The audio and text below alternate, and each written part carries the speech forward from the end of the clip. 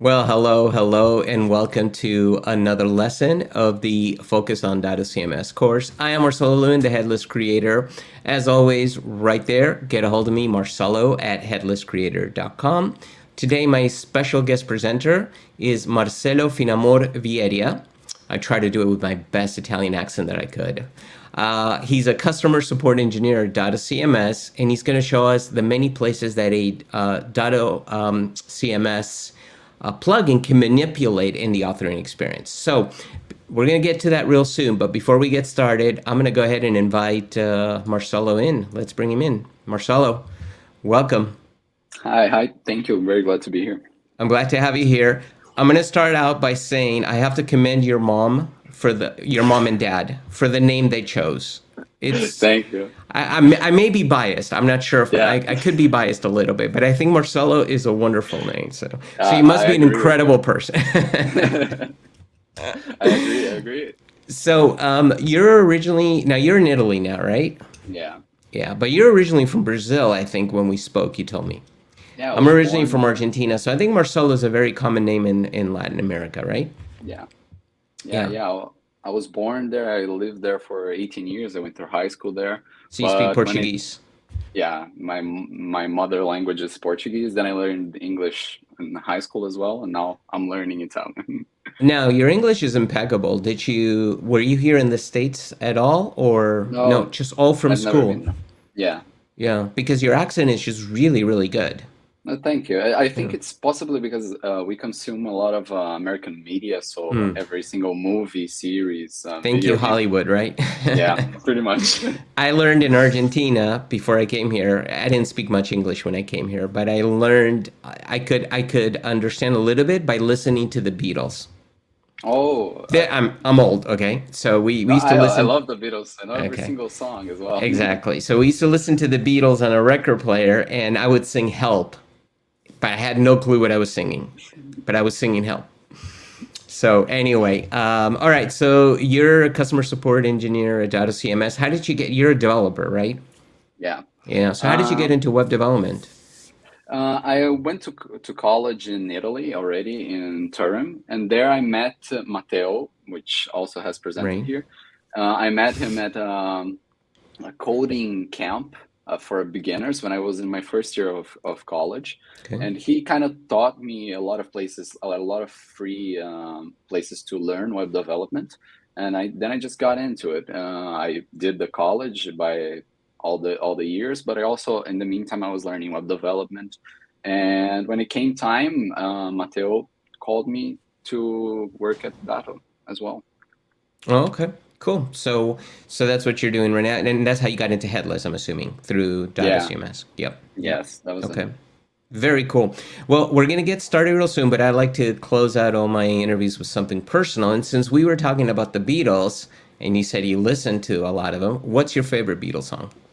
My favorite Beatles song. That's a That's a great hard one, question. right? I know. Yeah, I think I have to agree with I think it was Frank Sinatra that said once that something is the best love song ever written, and I think I agree with him. It's Something, you just know what? And it must be Marcelo's Think Alike because that's one of my yeah, favorite songs too. Yeah, it's really I good. agree. So, by the way, before we jump, did you watch Get Back on Disney Plus? I didn't. I didn't. I don't even If have you're a a Beatle fan, planning which to. sounds like you're a Beatle fan, you Yeah, will love it. You will uh, definitely love it. I'll definitely do it. I'll definitely do it. Yeah, I cool. also heard about Yesterday, but that's not a documentary, just a The kind of movie is related movie. fantastic. It's a I want to great watch it. movie, great concept. I'm not gonna give you any spoilers, but definitely watch it. Yes, I think I'll give it a as a try. Beatle fan, you will enjoy it, and the concept is super cool.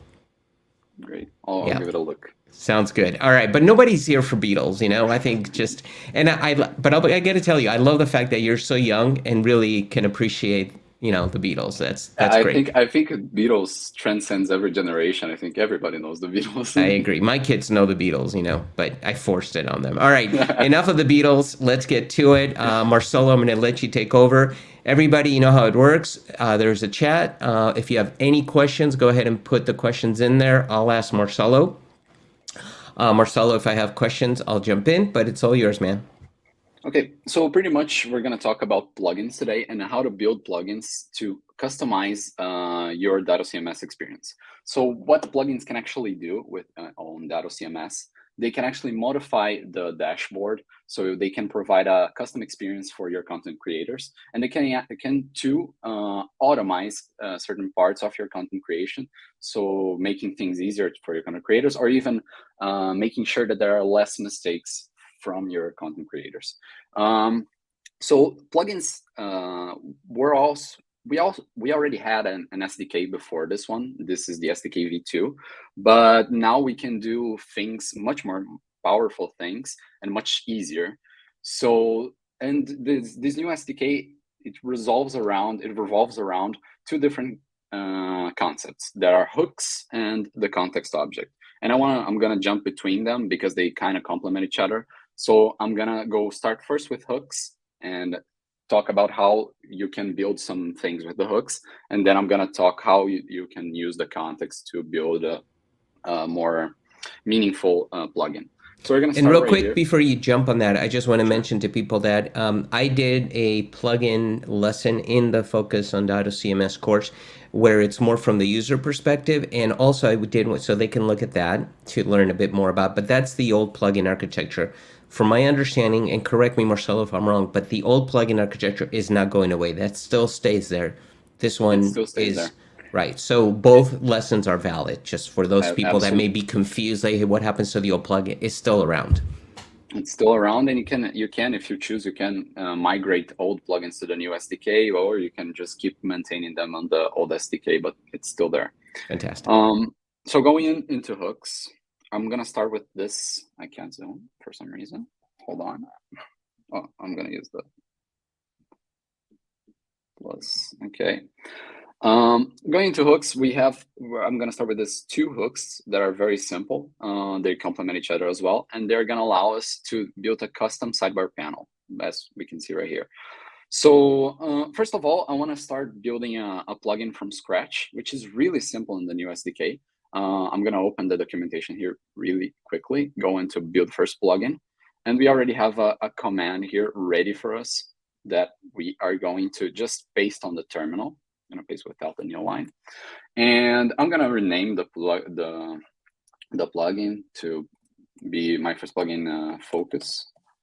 And I'm going to use TypeScript right here because it's going to help us. You don't actually have to use TypeScript, but it's going to help us a lot with the auto completion. So while it creates the React app in the background, I just want to talk a little bit more about those two plugins. This this hook right here, it's going to allow us to actually declare the sidebar panel, and the second hook is going to render our content for the sidebar panel. It's going to become much clearer when we actually use it. So let's just wait a little bit for it to create. I'm going to code dot, and I'm going to npm start, so we can also start using it right away. So here is our VS Code. And we are going to start on this index.tsx file. It starts with this connect and this hook, which it is already pre-built, and it's already rendering a config screen. So let's check it out on our dashboard. It's on localhost. Let me copy the localhost. I'm going to open, this is just a standard demo DatoCMS project. I'm going to go into settings, plugins. I'm going to add a new plugin. I'm going to go into create a new plugin, which was what we did. I'm going to say my first plugin. You can add a small description. I'm not going to do this here. I'm going to put in my local host. I'm not going to say it is a legacy plugin because we're no longer using legacy plugin, but as you asked, you can still use legacy plugin. You just add it here. We can add additional permissions as well. So the current user access token. So if I want to allow this plugin to do API calls by itself, I can give this permission. We're not going to use this. So I'm just going to save this. And as you can see, it already rendered a configuration screen for me because it comes with the boilerplate. Let me just move this code page right here so it becomes a little bit easier. It already comes with this pre-configured configuration screen, which is a documentation. And you can open here and see how a lot of the methods, a lot of the hooks work, but we're not going to go into this. It's just a cheat sheet, if you like, to build your own plugins. but we're not going to use this. We're going to delete this. And this connect function here, it accepts all the hooks we're going to use. And we're going to start, as we said, with the item from sidebar panels hook. So I'm just going to grab this hook right here so I don't have to type it. And I'm going to paste it right here. So what is this? This is the hook, the item from sidebar panels, and it returns an array of objects, and each object represents a custom sidebar panel, right? So the ID I put here is my first sidebar. We're going to use the ID later, and the label is going to be the title that's going to show up right on the top. That's why I wrote hello from the sidebar title. You can also set additional permissions like start open. I can put this to false and it would start collapsed. I can also put the placement for something else. This is where TypeScript shines. It's helping me a lot here with the auto-completion. I could put the placement at the top, at the bottom, at the middle, wherever I want. I'm not going to specify this because it's not really important. And here we have the context, which we're going to talk about really soon, but I have to import those types. Otherwise, TypeScript is going to keep screaming at me. Now, I just created this. I just said, please render to me a sidebar panel. I want this title to be this, and the ID is going to be this. I'm not going to use the ID now, but I'm going to see the title now. Going back to our project, let's just open a random record. And here, as you can see in the bottom, we have the hello from the sidebar title custom sidebar. We actually did it, but it doesn't render anything. I can click, try to expand, it doesn't render anything. So it's kind of useless. That's where the second hook comes in. So when I want to actually render something into that sidebar item, I'm going to use the render item from sidebar panel hook. So I'm just going to grab it here. I'm going to put it right at the bottom, still at the connect function. Now we have to import all of these types. I'm actually going to just copy the imports here to make sure I don't mess up again. There we go. And here I'm gonna create at the entry point, because what we're doing here, we're gonna render a functional component into that sidebar, but I actually have to create a functional component first. I'm gonna create a my sidebar panel .tsx, and we just created a functional component here in the entry points folder. I have it ready right here, and I'm just pasting it. So right here, for now, let's ignore the context. Let's ignore the context type, but let's focus. Let's also ignore the canvas, which is also closely related to the context. I am rendering just an H1. It's very simple. I'm just writing a header into the sidebar. I'm gonna save this. What is happening right here? I have to import it. Now I imported it. So I created a new functional component. I am rendering this functional component. If I go back into my project, I have my H1 right here. Obviously, we're not gonna just render H1s, which is not very useful, but here is where the hooks and the context kind of relate to each other. So we already know that with hooks, as we just did in like 2 minutes, we can render things really easily into the dashboard. So we just rendered this sidebar right here, simply using a React component and a couple of hooks. However, since this is a DatoCMS plugin, I need it to interact with the rest of the dashboard. It's not very useful for me to just create a component. I need to know what's going on here. If I want to interact with some field, if I want to know what language the user is using, I need to know the state of the dashboard. And that is where the context comes in. The context object, it's passed around every hook and every component, and it has the state of the dashboard. That's it. It's a very complex object with a lot of properties and a lot of methods, but it is simply the state of the dashboard. So every time I want to interact with something related to the dashboard, I just simply access the context object. And as I said, we have a lot of properties related to the context object. So if I go into my component, it is receiving the context as a property here. If I want to console log, and I go into the context dot, the auto-completion here shows me all of the properties related to the context object. So I can get the account of who is using, the current role of the person who is using, the current user access token, if that person gave the permission at the beginning when we installed. We can disable a field, which would be a method right here. We have the environment the person is using, the fields in the record, we have a lot of properties and methods for the context. And that is how you can make this component interact and modify things from the dashboard, is using this context object. So I'm not going to use the context object right now, but as I said, another specific thing about the context object is it is dependent on where it is being accessed from. So right here, we're accessing it from a sidebar panel. So it actually has the specific type on TypeScript. You don't need to know to do plugins with TypeScript. You can do it with just plain JavaScript. But for the ones who use TypeScript, you have the specific type for the context, which is render item from sidebar panel context, which has some extra or has some properties that wouldn't have in other places in the context. So how do I know which properties I have? How do I know which methods I can use from my context? For that, we actually have a very extensive documentation. So I go right here into the sidebar panels. I scroll down all the way, and I can see every single method and every single method in the context object, right? So if I can read right here. I'm not going to read because there are truly a lot of them. So that's it. So with the hooks, I can basically say, I want you to render this. I want you to create this. And with the context, I can basically say, this is where I want you to change some state in the dashboard, or I want to get some information from the dashboard. I use the context object. And that's how every single hook right here, there are a lot of them, is going to work. It's going to be the hook to render something, and the context to get the context, to get the state. And that's pretty much it. So let's go into the next hook. And you would use the context to update stuff going on in the environment, basically. So if, for example, you have a site panel that if they click a button, it updates a field, as an example. Maybe it's a silly example, but you could do that. When they click the button, it could update some field in the dashboard. Yes, that's one of the use cases. You can actually do nowadays with the context.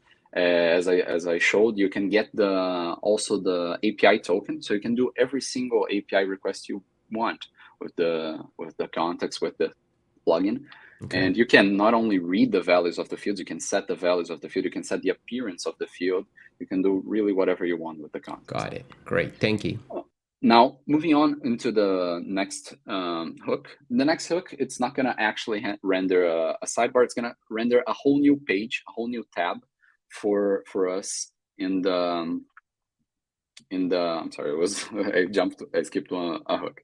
We're going to render a whole new page, a whole new tab, just from the two hooks. So let's go back.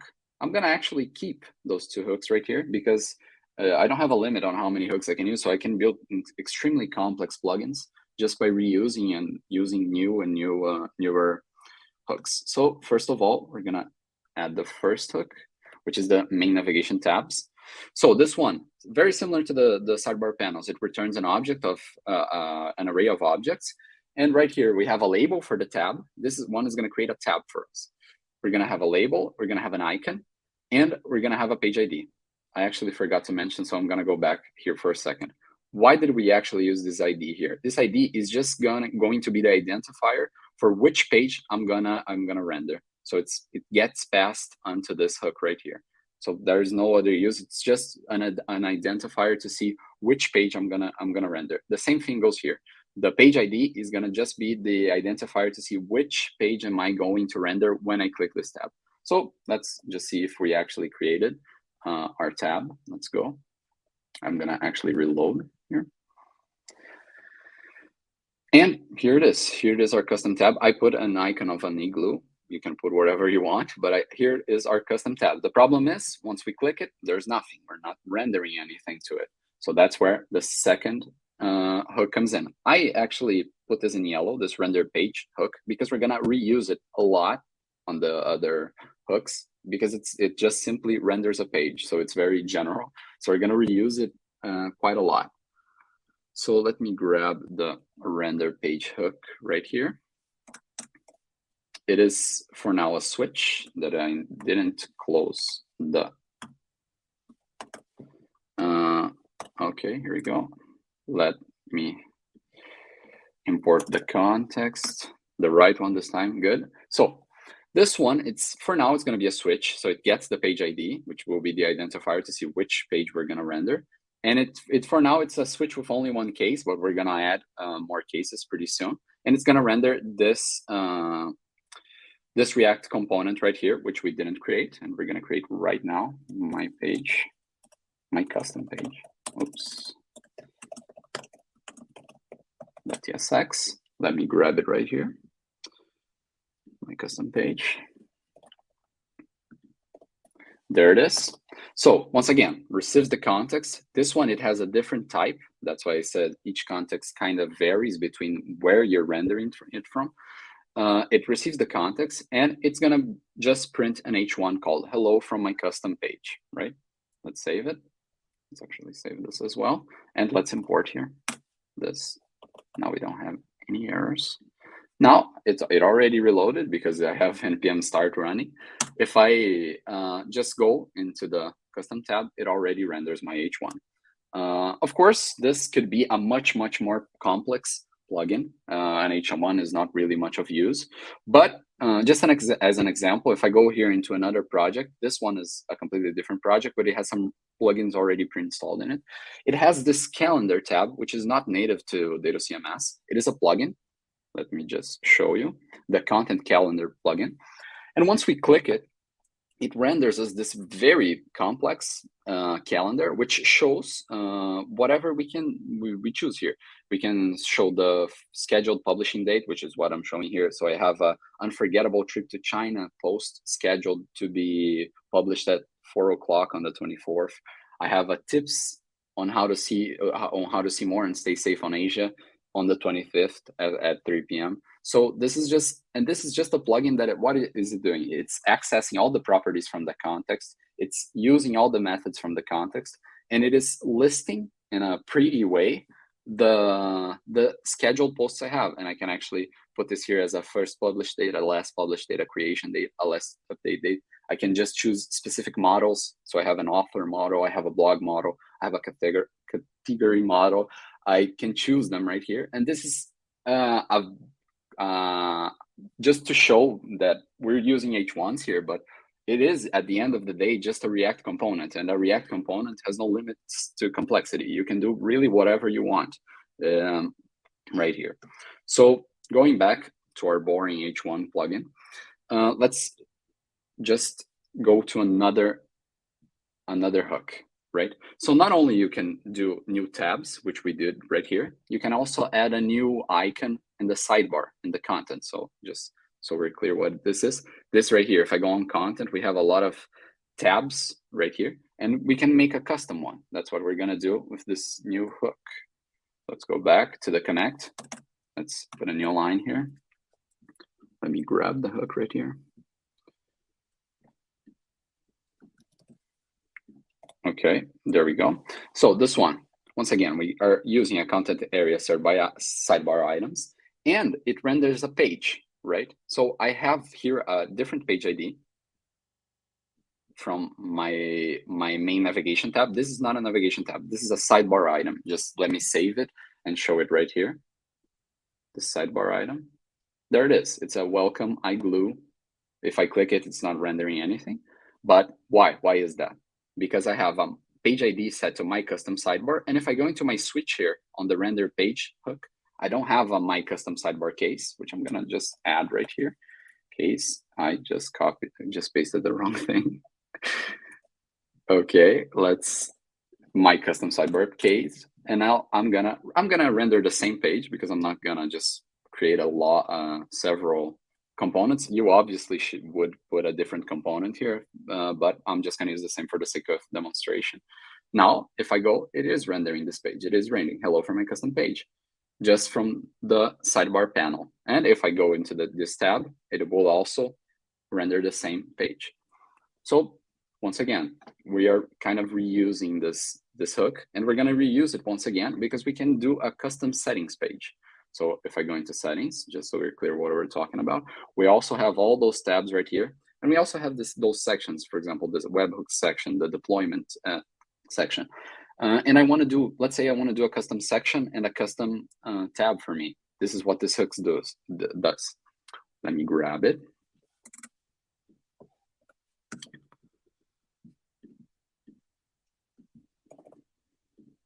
So this hook right here, this one has actually a little bit of logic into it. It doesn't have to have this part, but I put a little bit of logic just to demonstrate how you could possibly do some permissions in plugins. So I'm checking here if I'm using the context to check the dashboard state. If this current row, so the user that is rendering this, it can't edit schema. So if the user accessing this can't edit the schema, I'm just going to return. I'm not going to render the settings, because if the user it can't edit schema, it shouldn't be accessing configuration. So I'm not going to render anything to him. And if it does, I'm going to return this my custom section. So as I said, we have those little sections: deployment, webhooks, permissions. It's going to be my custom section, and it's going to, inside of that section, we're going to have a my custom configuration page with an icon of some cogs, and it's going to have a page ID as well. So once again, we're going to reuse our render page hook, and I'm going to put a case where if the ID is my custom configuration, I also want to render the same page, which obviously wouldn't be the case. You would make your own React components, but we're going to use the same right here. So if now I go on settings and I reload, I have right here my own custom section, which is pretty cool, and my custom page with the cogs icon. And if I click it, it renders my custom page that I chose. Quick question: once again, do sections always fall? Custom sections always fall at the bottom, or is there an ability to move them in a different place within the section? Pretty sure we also have the placement. Let's see. We can check with the. Yeah, we have a placement attribute that you can put. So placement, and I would put here, and it would be an array, and I could say after, and I could say after some kind of. So if I want after there you go. the audit yeah, log, yeah. this would fall right here, right? Let's actually put it. Why not? After I lost the auto completion. There we go. Let me put the comma. Now if I reload here, it is placed right after. Perfect. Excellent. Okay. So I can actually. We have also several other parameters, but we don't really have the time to say it. Yeah. No, but that's a good example of these parameters. Yeah. You can also read in the documentation under the context object or under the hook documentation itself, the several parameters you can use. Let's the render config screen. This one is the one that we already had pre-installed, but we deleted at first. The render config screen, it goes into this config screen. Oops.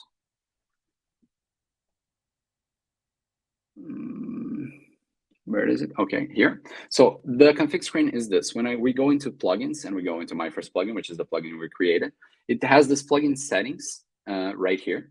And if we use this hook right here, which we deleted at the start of the presentation, we can render a screen right here. It's not really that special, but you can put like switches, you can put inputs, you can put forms, you can put whatever you want, so you can customize your configuration screen from the plugin. But that's pretty much it. It's just like another hook, just like one of these. And now we have the field extensions hooks, which they are the same, both for overriding a field and both for putting an add-on. That's why I put them in the same colors, because they are the same. But we're going to go into the differences if I want to override a field, or if I just want to put something below a field, just an add-on to the field. So let's go. And real quick on the configuration screen, I think a perfect example there on the configuration screen is if you build a plugin, let's say that integrates, let's just say, for example, integrates with Salesforce. And you need an API key. That would be a good place, right, to say, okay, what's the API key to connect to Salesforce or whatever? Absolutely, that's a great example. We also have now modals, so you can render your own custom modals. Let's say you need the API key just in a certain action from the user, so you can set. So when the user does this action, I want it to render this modal, and a modal will pop up asking, "Hey, can you please insert the API?" key. That would also be an option. So going back to the field extensions, let's change some fields. So let me grab the field extension right here. Oops. There we go. So let me import this. The right one, nice. Okay, so this one we're gonna override a field right here. So let's say I have a field on DatoCMS, and I'm gonna call it my custom field. Let's actually create a field so we can see this more clearly. Let's go into the post model. Let's create a new field. It's gonna be a single line string, and it's gonna be my custom field. It's already in there, my custom field. Great, I'm gonna push it right to the top so it becomes easier for us to see. There we go. And okay, what this hook right here does, it's gonna override this field right here. Let's first see the default appearance of the field. So this is my custom field. It's just a single line. There's nothing much special. I can write hello here and I can save it. It's just a single line string at the end of the day. But I want to override it. I want to put some different field on top of it. And I use this hook right here. I just do an if check. So if the field attributes, so if the API key is my custom field, which on our case it is, it's my custom field. If it is, I want to return this editor, which is going to have the custom ID field, right? So, but I'm not rendering any editor. That's where the second hook comes in, which is the render field extension. So let me grab that.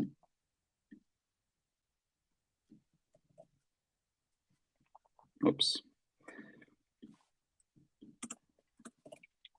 Okay, let me close this once again.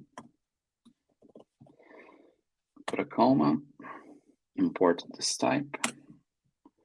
And okay, we have now, this ID now makes sense. So what we're asking here is, when you find a field which has the API key, my custom field, I want you to render this field instead. And this hook right here it's the responsible to actually rendering the field. So when we find this ID, so this case of ID, the custom field, I want to render this, but I need to create this custom component. Let's do it. And let me grab it. Let me grab it right here. Once again, just another simple field. A thing that I actually overlooked and I didn't mention is this canvas, which I actually put in every single functional component, which may seem pretty simple, but this canvas, you don't really have to think about it. You just put it in every single component as a wrapper, as a div, or as a this you can use in the new versions of React. You just put it as a wrapper because it's gonna make sure that your content is always sized in the right place. It's always responsive in the right place. It's always in the right size. It's always with the right margins. This canvas does all the sizing things for you. That's why it receives the context, because let's say if I'm rendering a canvas in a sidebar, it's going to be a much different canvas if I'm rendering a whole page. So the context, it's going to tell the canvas, hey, this component is being rendered from the sidebar. So I need this spacing. I need these responsive features. If I'm doing a page, it's going to be a different story. But we don't actually have to think about it. We just need to put the canvas, pass the context to it, and it's going to do all the work. That's why I put it in all of every single component, because it just does the work. So it's pretty much a wrapper that guarantees your component's going to be rendered in the right place. So moving on, we're just going to say hello from a field from this component. And as I said, I need to import it right here. There we go. Let me save it as well. So this field right here is going to replace a field if that field has this API key. Let's see if that's actually what happens. Let's reload it. And in fact, here's our field. Remember that it was first a single line, just like this title, but now it's just our H1.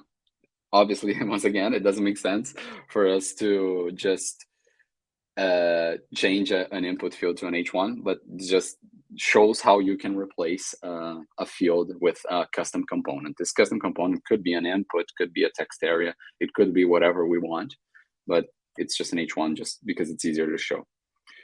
Now, okay, we know how to replace fields with just those two hooks. But what if I want to just put something below a field? I want to put an add-on to the field. That's where, just so we're clear what we're doing. Now what we did, we replaced the editor with those two hooks. What we're gonna do now is we're gonna put two add-ons below the field. So we're not replacing the field, we're just gonna put two add-ons. And the interesting thing is I put the same color because they are the two exact same hooks. We're just gonna change the return type. So I'm gonna recall. I'm gonna actually replace this, I'm sorry. So I am using the same hook and I am using the same logic right here. I just added this part right here, right? So what does this part do? So this one, if the API key is my custom field, replace that field. This one is a different one. If the field type is a string, I want you to put this add-on. So the only difference between those two is this one, I return an object with a key of editor. If I return an object with a key of editor, it's going to replace the field. If I return an object with the key of add-ons, it's going to put an add-on right below it. That's the only difference. It's the same logic. It's the same hook. It's the same thing. And also, it's the same way to render. We pass an ID to it called custom file add-on. And we're going to add to our switch case custom field add-on. And we're going to render the same component just so we don't lose a lot of time.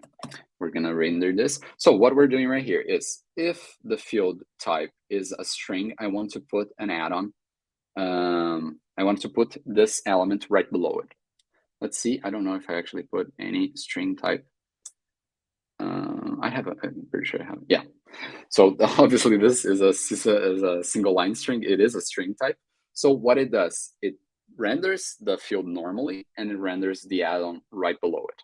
I don't know if I actually have in this post model any other string types. Yes, this right here. So it would add to multiple string types. So any field that is of type string, it would add on this thing. Yes, it added right here on the excerpt, and it also added right here on the title. So that's great. Did to all of okay, them. so you can enhance, for example, you want to write a plugin that enhances for whatever reason a string type fields. You just create this, and automatically all string type fields in your content model will be enhanced with these add-ons. Yes, and you can do this with JSON fields. You can do it with image fields, block fields. Right, any type of the content model. Cool. Yes. So that's pretty much it. So the difference here is the return key. So if we return the key editor, it replaces. If we return the key add-on, it just adds below it. And that the add-on is actually an array of objects instead of just a single object. Because right here, we're replacing the field. Right here, we're putting an add-on, but we could put multiple add-ons. So I could put another ID, whatever other add-on I could add here. So I can put multiple add-ons in that field. I'm not going to do it, but you could. And that's pretty much it. Run this right here are the main hooks and the main new functionalities we can use very easily. Like in 10 minutes, if I actually didn't put H1s everywhere, it would be an incredibly complex plugin because we added new pages right here. We added new pages right here.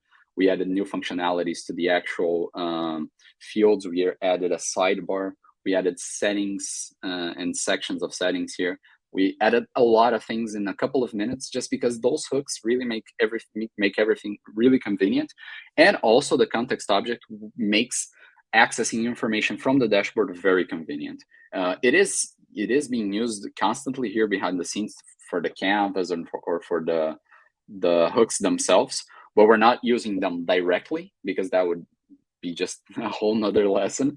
But we are actually using them indirectly right here.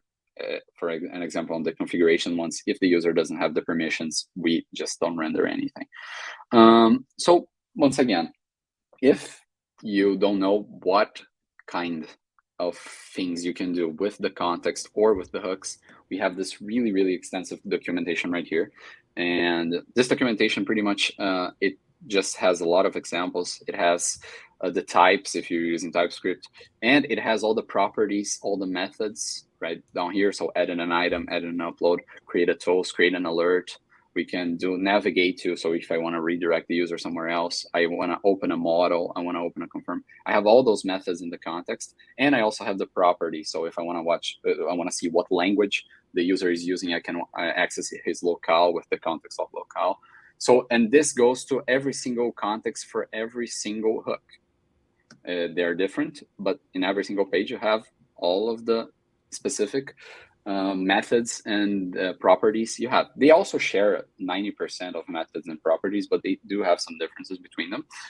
And we, beyond that, we also have some hooks that we didn't talk about, which are a little bit more complex and a little bit harder to just demonstrate with an H1, like we did, like the asset sources hook, which can make this really cool little arrow right here, and you can do a custom thing. This window right here is entirely custom, and it, as you can see, it allows you to search images just based on characteristics. Stefano did this plugin. As you can see, you can do really complex, really cool things just with those hooks. This one is an asset specific one. There is also documentation on modals right here, which you have the hook for opening modals. Also with some more documentation, more examples right here. We also have the boot, the asynchronous hook on boot, which just simply executes the snippet of code inside it every time the user turns on the project. So every time the plugin comes to life, it executes a snippet of code. It's an asynchronous. So in other words, when they select, once they log in and select the project, this is at a project level? Yes. Okay, it's not at a DatoCMS login level. Is once you log in and then you select project, so you can have different for each project. Can you monitor? Yes. You get the context, so I'm assuming you can get the project ID. Yes, you can get the context. You can get the project ID. You can get the environment the user is using. You can really get whatever you want. The user permissions, the user language, whatever you want. Yeah. So. Okay. And as a closer, we also have this UI components that you can import using the DatoCMS React UI package. That's where the canvas comes from, by the way. It's this package right here that allows you to really easily style things as if it was a native DatoCMS experience. So we have the button styles, we have the button group styles, we have the form styles. It's already design system for DatoCMS. Yes. Yeah, and the code is right here if you want to check it out. But that is pretty much it. Well, and this makes a lot of sense because you want it to be native looking for your authoring experience. And I think at the end of the day, when you as a developer or a user is thinking about plugins, one of the things they need to think about is how do we enhance the authoring experience? Because at the end of the day, you're creating plugins for two reasons: for the author experience or to integrate with other systems. But pretty much that's going to be your plugin that you're going to do, right? So always think about when you're creating content models or whatever, can we make this better using a plugin for the author, right? Because that's the whole goal here at the end of the day. Absolutely. Yeah, definitely. Well, Marcelo, fantastic presentation. Thank you so much for presenting and showing us all the places that there truly are many places that you can update the interface using the plugin SDK. So if people want to get a hold of you, what's the best way? I would actually say tell them to use the DatoCMS email, support@datocms.com, that I will always reply there. It's the best way to get a hold of me. Excellent. All right, Marcelo, thank you so much. I really appreciate you being here. Thank you. I really enjoyed being here. Thank you so much. Same with us. All right, everybody, thank you so much. I hope you enjoyed it. We've got 2 lessons left for this year on DatoCMS. They will go live next week. For those of you watching on demand, thank you so much. For those of you watching live, please go ahead and get your free account at headlesscreator.com and send me an email right there, marcelo@headlesscreator.com, if you have any questions. As always, have a great one. And since this is pretty close to the end of the year, happy holidays. For those of you that celebrate Christmas, Merry Christmas, and happy everything else. Until the next one, cheers, everybody.